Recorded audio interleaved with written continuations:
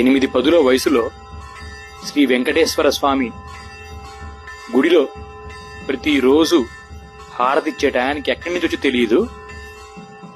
ప్రతిరోజు పొద్దున్నే వచ్చి చేతులతో దాదాపు ఆ 30-40 కేజీల బరువుండే ఆ గంటను మోగిస్తూ ఉంటుంది.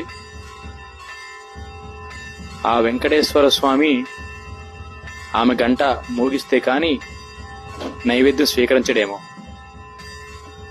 దాదాపు 1/2 గంట పట్టిద్ది. స్వామివారికి అంత ముందున్న అలంకరణ తీసేసి స్నానం చేపించి మళ్ళీ అలంకరణ వేసి హారతిచ్చి పక్కన ఉన్న దేవుళ్ళకి హారతిచ్చి అప్పుడు జనాన్ని చూపించేటప్పుడు దాకా ఈమె గంట మోగిస్తానే ఉండిద్ది. చూడండి ఆ భక్తి.